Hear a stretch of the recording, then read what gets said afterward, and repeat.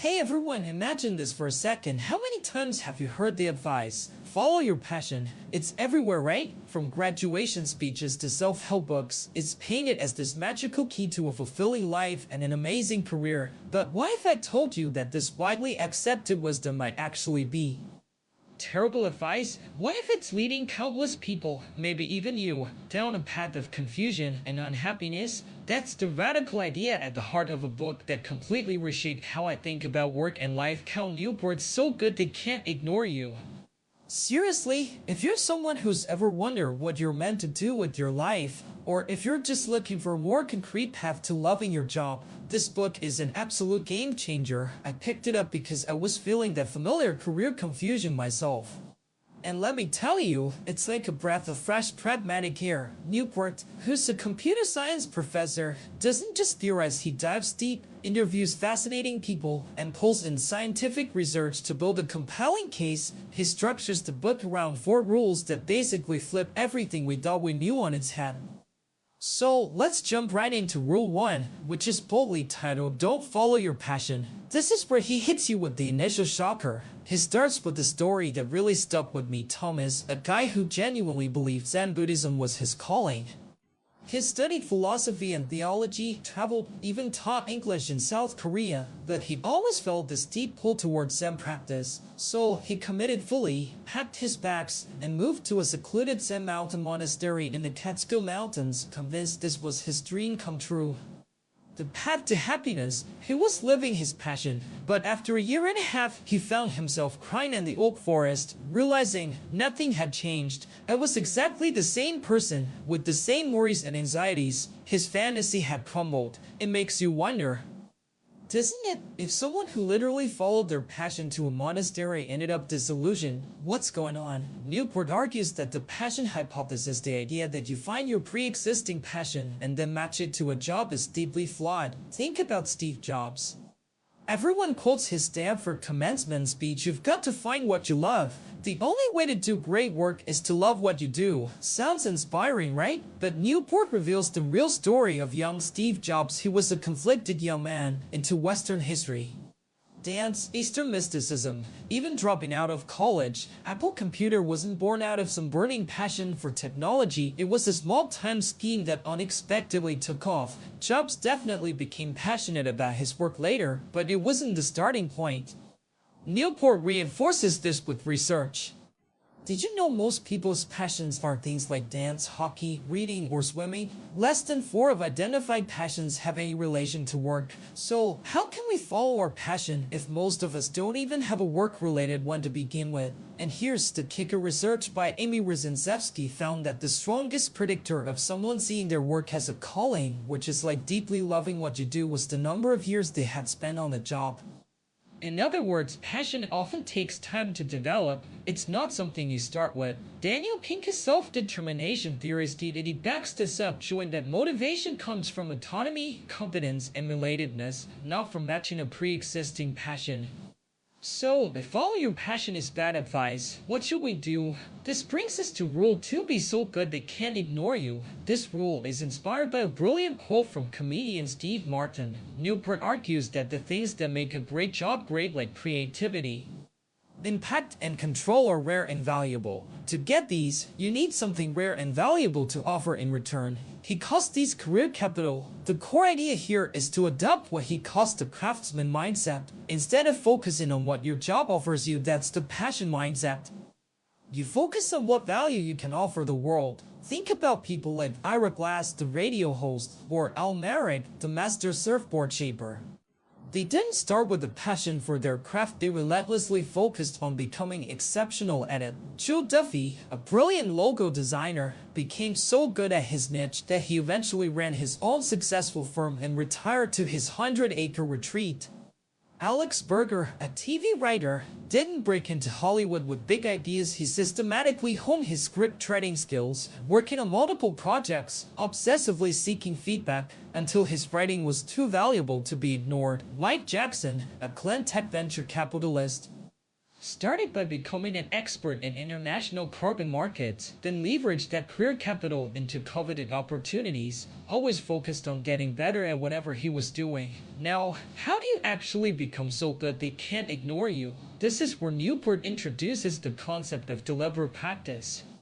He uses a great personal example, his own guitar playing versus professional musician Jordan Tice. Newport played a lot, but Jordan practiced deliberately. He constantly stretched himself, playing just a little faster than he was comfortable, immediately correcting mistakes.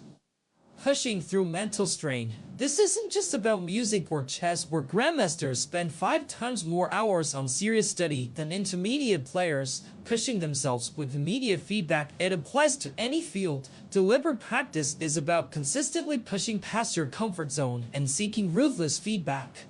Most knowledge workers avoid this, preferring easy tasks like checking email. But if you embrace the discomfort, Newport argues, you can rapidly acquire career capital and leave your peers in the dust once you've built up all this valuable career capital. What do you do with it? This leads us to Rule 3, turn down a promotion, which is really about the importance of control. Control, the feeling that you have a say in what you do and how you do it, is highlighted as the dream job elixir. Think about Ryan Voiland, who runs Red Fire Farm. His life seems idyllic, but it's not because he's outside or free from email. He spends winters planning crops on Excel. It's because he has tremendous control over his work and his life, a control he patiently built up over a decade of acquiring farming skills before buying his own land. But here's where it gets tricky. There are 2 control traps. The first control trap is trying to gain control without enough career capital. Newport gives the example of Jane, who dropped out of college to pursue an adventurous life, vaguely planning to support it with low-maintenance websites. She ended up broke and lost, or at least a few are who quit advertising to become a yoga instructor after only a month-long course, and found herself on food stamps during a recession. Newport warns against the courage culture that promotes bold leaps without the necessary skills or resources. The second control trap is almost ironic. Once you do have enough career capital to gain more control, your employer will likely find you in it. Why? Because more control for you often means less productivity or leverage for them. Lily Young, a software developer, is a great example of navigating this. She patiently built up her skills from a basic software tester, automating tasks, making herself indispensable. Only then did she demand a 30-hour workweek to pursue a philosophy degree, and later moved to freelance work, setting her own terms and enjoying adventures like month-long trips to Asia or flying her plane on a whim. Her employers resisted, but her value was undeniable. So, how do you know if you're hitting the first trap, not enough capital, or the second, employer resistance? Newport offers a simple, powerful heuristic, the law of financial viability. It comes from entrepreneur Derek Sivers, who sold his company CD Baby for $22 million and gave it all to charity. Sivers says, do what people are willing to pay for. This isn't about chasing money for its own sake, but using money as a neutral indicator of value. If you're trying to gain control, whether by starting a business or asking for a flexible schedule, and people aren't willing to pay for it, meaning how you buy your product or accommodate your request, then you probably don't have enough capital yet. This law helps you avoid the mirage of control without substance.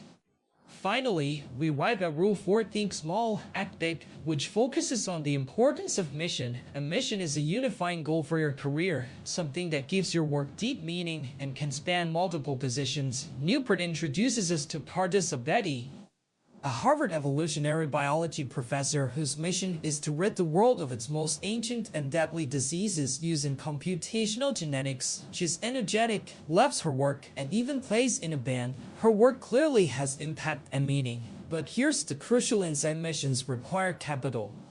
You can't just brainstorm a grand mission out of thin air. Newport explains that big ideas and therefore compelling missions are found in the adjacent possible. This means they're just beyond the current cutting edge of a field, waiting to be discovered by those who are already at that cutting edge. Pardis didn't start with her grand mission. She patiently built up expertise, earning multiple degrees and doing postdoctoral work until she reached the cutting edge of computational genetics. Only then did her powerful mission become clear and obvious to her. Trying to find a mission before building capital, like Sarah the grad student paralyzed by too many interests, or Jane with her vague nonprofit, leads to frustration and failure. So you have the capital, and you've identified a general mission. How do you turn that mission into reality? Newport suggests two tactics. First, use little bets.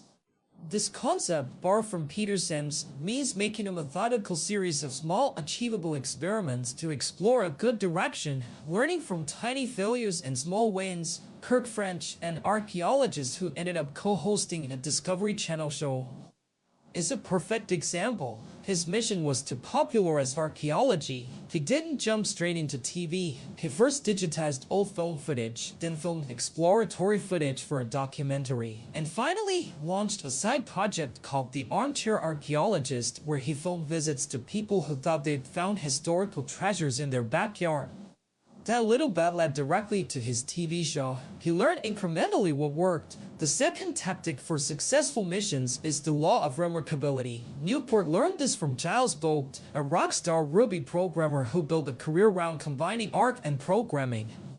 Giles created Architorfs, an AI program that writes and plays its own dance music. It was a purple cow, something literally compelling enough to make people remark about it. But he didn't just create it, he launched it in the open source community, the venue that makes it easy for interesting projects to be noticed and spread. For a mission to succeed, it needs to compel people to remark, and it needs to be launched in a place where that remarking is easy. So what's the big takeaway from all of this? Newport's core message, and one that resonates deeply with me, is this: working right trumps finding the right work. It's not about endlessly searching for some elusive perfect job or true calling. It's about taking the job you have, or the field you're in, and making it great by applying these principles. This book has made me realize that instead of constantly fretting about whether I'm in my dream job, I should focus on building valuable skills, gaining more control, and finding a meaningful mission within what I do. It's a more grounded, more actionable approach to career fulfillment. It's about building, not searching. And when you build your career this way, consistently becoming more valuable, gaining more autonomy, and directing your work towards something meaningful, that elusive feeling of passion or loving what you do tends to follow. Just like Thomas the monk, who, after his disillusionment, went back to his banking job. Instead of escaping, he focused on doing his work well, mastering his tasks, and within a few years, he was managing billions in investment assets. He acquired traits like respect, impact, and autonomy simply by working right and cashing in his capital. When Newport met him years later, Thomas was confident and happy, saying, "Life is good." That transformation, from sobbing in the woods to confidently enjoying a demanding, impactful career, really hammers home the message. So, if you're feeling stuck, or if that follow your passion advice just isn't cutting it, I highly recommend picking up So Good They Can't Ignore You. It won't give you a magic formula or a quiz to tell you your dream job, but it will give you a clear, practical, and incredibly insightful roadmap for building a career you truly love. One skill, one valuable step, and one small bet at a time. Trust me, it's worth it.